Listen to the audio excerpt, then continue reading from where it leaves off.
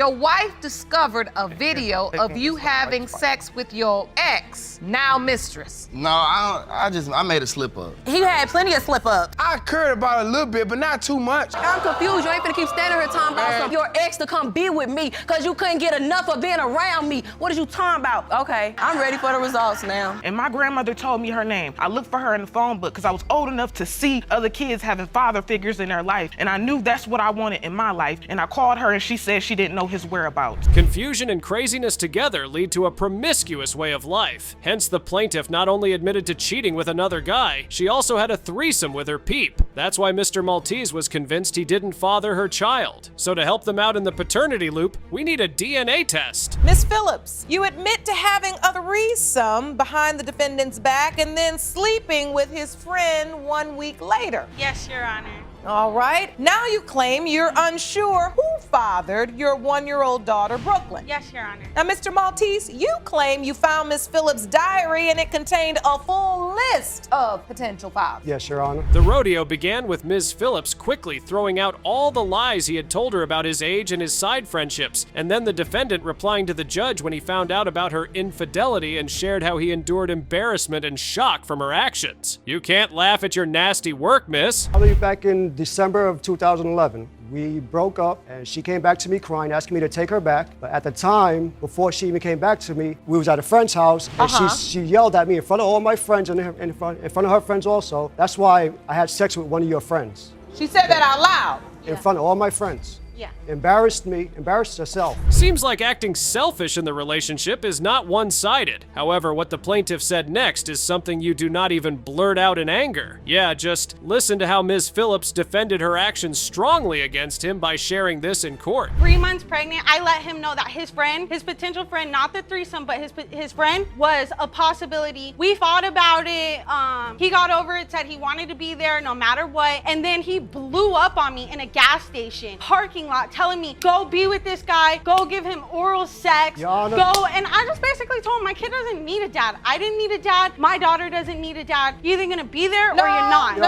No. Then Mr. Maltese told the judge about proof he had of the plaintiff's disloyalty from her diary, and it was discussed to get the point of view from both sides, but Ms. Phillips was emotional, and she argued about his daddy's duties. All right, there are 18 names listed. Quite a list. And out of those 18, 2 to 3 of them are my friends that she slept with. So, Mr. Maltese, you're saying you're over taking care of the child. That time you think it's your daughter. Yeah. So you're over there doing what you feel like you should be doing. I'm doing what a real man would And do. as you're I had to pay him to come over to babysit his daughter. I don't even pay her babysitter since he's been gone for the last month. The defendant continued his statement on other multiple father possibilities and shared that months after their daughter's birth, he discovered the plaintiff's scandals and was left broken, and the judge had to step in and called out Ms. Phillips for her arrogance. Before you get to why he didn't do this and he's not the father and he's not this, you've got to take responsibility for the fact that he may not, hold on, fully believe he is the child's My father. daughter's a year old. I told him before she was even here. My point is, if he has doubts, that may affect the way he is present in this child's life, right or wrong. Things got heated when the plaintiff was ranting about his irresponsible behavior towards her daughter, and she couldn't stop herself from cursing. Then, defending her respect, she said this about cheating. I don't want to find him. Regardless I of what made they are, she mistakes. cannot I find made them. mistakes. I forgive myself. I carry myself in a manner is respectful. I hold my head up high. Is that why you're cursing in the courtroom? Because he makes me so angry with rage. He's trying to make me seem like I'm keeping her from him. I broke up with him. Broken up and This sleeping is with my friends is still He's cheating. talking about an adult relationship. About the father's duties question, the plaintiff shared how one night she asked Mr. Maltese's help to look after their daughter, and he acted completely ignorant in the situation. But the defendant had an answer to this as well. Last month, Your Honor, I lost my car. It was in the shop. I needed him to keep her overnight. For the first time in 5 months, I asked him, keep her overnight, please. I work nights. I cannot go get her on the bus and take her home on the bus late at night. I don't care, Natalie. Come get your kid. I don't want this kid in my house. He left voicemails on my phone of my daughter crying, dad. Like, what am I gonna think as a mother that's happening to my child? Did that happen, Mr. Maltese? Yes, it has, Your Honor. How could you do this when you are a father? Upon this, she called him a control freak. After the plaintiff's witness's testimony, Ms. Phillips got mad over his behavior as an irresponsible and absent dad in their daughter's life. She also compared her daughter's life to her childhood and felt broken saying this. The poor woman was so wrong but torn at the same time. I love you so much and I want to be there, and then he wants to say, come get your kid, and then he wants to be there, and then he doesn't want to be there. I can't deal with it. My daughter doesn't know it now. Mr. Maltese, you are her father. That's all I wanted to know. A month of her life wasted. You better make it up. You're the one that kept it from me.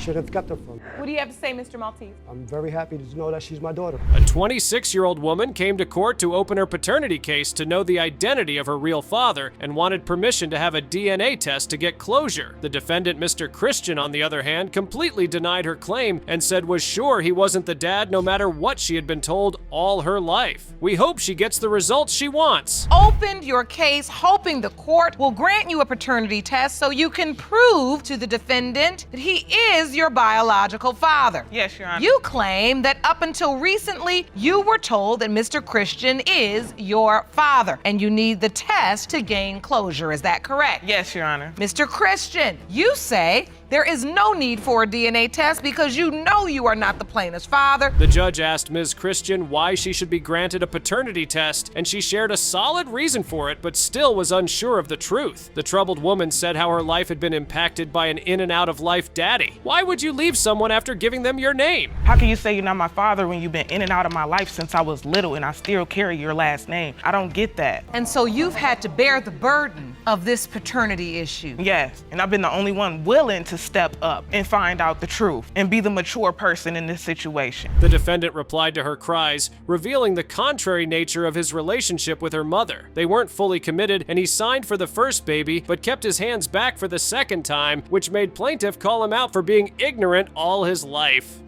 His words don't add up. His mother claims me. His whole family claims me. I don't know this woman. She only been in his life for 3 years. I'm 26 years old. What can you say about this situation? I'm the innocent person in this situation. You want to sit there and cry and you a grown man and I've been going through all this? I'm the innocent person. I got a baby on the way. I need to know who my family is. You're right, you're right. Calm down. Judge asked the plaintiff's witness about her mother's relationship with the defendant, and she said that she got them together and revealed he was very fatherly with Ms. Christian after her birth, but things turned around when he got married. Now listen to her crushing struggles for finding her father. She was his child? Exactly what I'm saying, Accepting Your Honor. her? Basically like a deadbeat father. Like, I'm your father, but I'm just in and out your life. Your Honor, I had to look for him when I was 7. I had to find him because I don't have my mom's last name. I have his last name. So if I'm not yours, why do I have your last name? Why do you keep being in and out of my life? So what happened when you went to search for your father? I asked my grandma what his mother's name was, and my grandmother told me her name. Come on, man, own your responsibilities. The witness continued, and she said that she had hidden a lot of ugly truths from her niece, but her father had been very irresponsible. Now listen to this traumatic experience of the plaintiff, which leads them to argue with each other. He's out there busy doing other things, so he didn't have no time for no kid. I was living with his mother when I went back to try to get my high school diploma. Exactly. And this is why, this is the main reason why I'm here now, because they kicked me out a week before Christmas. You can't tell her to close her mouth. And she does need to shut up. I can't tell her she does need to shut up. Let's get some order. The defendant said that he had tried to grow his bond with Ms. Christian several times in her childhood, but it never worked. He also shared an incident with the plaintiff, but quickly stated his reasons for doing it. So both parties started arguing again. He is not owing anything in this case yet. And so I need to ask you, Mr. Christian, if you had the doubts, what made you go pick her up? I, myself, know who my father is, but I never was able to spend any time with him growing up, so I didn't want her to have to go through that type of stuff of not knowing who her father was or knowing who your father is and not being able to get the support that you need from father. See, this could have happened when I was 2 years old, 1 year old, a few months old. Judge asked Mr. Christian whether he signed the birth certificate, and he declined and said he had paid insurance for her. But the plaintiff called it a lie and disclosed a new debate about blood tests. Listen to him about the shocking results that made him an absent father. He could have done better, but maybe he never wanted it in the first place. Took a blood test and the test came back 99.8% that me and her mother didn't possess the proper gene in order to create Precious. Wait, where did you see those results? They sent it to me in the mail and I wish I had kept it. That is shocking to me. Thank you, thank you. And that was when she was 2 years old. Her mother has lied to her for all these years. A doctor's testimony was brought in the case to understand the accuracy of blood test results, and it was revealed that there were still some chances of probability, but the defendant still disbelieved his paternity and shared this incident in the court. Mr. Christian, you are not the father. Oh, we glad too. Miss Matthews, just let it breathe. She, Just give her a minute to process it. I know, but she over there clapping. It ain't funny. I'll punch her right. No. Cause I got Who was clapping? She was clapping. She clapping and laughing like it's funny. I have not laughed. You clap. Because you over there downgrading You know somebody what? you don't even know. Listen, Jerome, get her, Jerome. Playboys are considered the worst of all mankind, but have you ever seen one who is dumb as well? Nope. See this case where a woman wanted the defendant to believe that he fathered her kid, but he not only denied it, but didn't even admit his 5-year relationship with plaintiff Ms. Sales. So to get closure for her, a DNA test is needed. Since the day my daughter was born, because she was light-skinned with gray eyes, that was not his child because I'm too dark to have a light-skinned baby. Mr. Jackson, she said you were in a 5-year relationship. Is that true? No, ma'am. So what were we doing, Miko? What were you doing? Huh? You know, she was like my side woman. Your side woman. She was your side woman. Miko, you gonna stand here and So lie? it's your testimony you weren't in a relationship at all. Playboy. Mr. Jackson is not just careless, but dumb as well. He admitted boldly that she was just a side woman to him because she was sexy and added that she was smacking other guys beside him, but she denied it, saying he was messing around in her house every day for 1 year straight. Then the plaintiff shared their relationship timeline to reveal his terrible lies. When I first met him, I had moved out of town, so we had, lost contact. That's when he met his ex and they got in a relationship. When I moved back in town, he never let me know about this relationship he had. I found out because a friend of mine told me that he had a girl. He never said anything to me about it. And by the time he actually started trying to confess that he had a girlfriend, we had already been together for 6 to 8 months, already having sex with each other. Judge asked them about pregnancy, so Ms. Sales told them the whole situation. She shared the illness about her cyst issues. They also had planned a baby, so while they were at the hospital, after some tests, they did this. At the hospital that same night, and then— In the hospital? And then— While you were there for the polyps? Yeah, so after they, got me together and got my body together, yeah, believe me, it wasn't that— Negative, No. Oh, you say that's not true. Okay, I'm gonna come to you in a minute. What happened next, Ms. Sales? So after that, I ended up going home. I, again, knew I was not pregnant. In October, I went to the doctor, and that's when I found out that I was 6 weeks pregnant. Upon the judge's question of Ms. Sales' infidelity, the defendant said his friend told him about the affair with a white dude, but the plaintiff jumped up and cleared the air in this way. Then he shared another cliffhanger of a text, but she refused to keep up with his lies. I mean, things are not adding up here. And want him back at all times, so she'll tell him any lie that she can find. I saw Ashley with this guy. Ashley was riding around with him. Your Honor, Ashley be also— outside just so he can sit Your there and Honor, say, I also okay. seen messages of her going back and forth with the guy, but What did the messages say? it was more like, I guess, he already had a baby or something like that. I guess she was trying to come clean about she supposed to be pregnant. It could be a possibility, mine's or his. Well, the Playboy seems to be in trouble as he can't back up himself on the court. He was given another chance to turn in his lies as he brought the conception calendar, but his dates are even more complex than a woman's menstrual dates. His fishy dates turned back at him harder than ever. I broke up with Miss Sales June. I got back with my ex July. We went to the hospital in August to check about her uterus because she had problems. I did not know she was pregnant until like a month or two later. That's when she told me she was pregnant. So when do you finally find out Ms. Sales is pregnant? It's around like September. There it is, September. Yes, ma'am. The last week. Yes, ma'am. Outlined in hot pink. Micaiah was born in May, on May 9th. Yes, ma'am. The defendant wasn't believable at all, so his witness was brought to the court, and she gave testimony about a DNA test that the plaintiff refused to do. The test refusal by Ms. Sales led to more questions and even brought up a funny story about the case. After all the lies, it was time to get the results. A few blocks away whatsoever. She started crying. I guess she seen me more serious about it, because I've been saying I'm supposed to be getting a DNA test for a while. And did you all ever park and get out the car and go towards the courthouse? Mr. Jackson, you are the father. Now I know who my baby daddy is.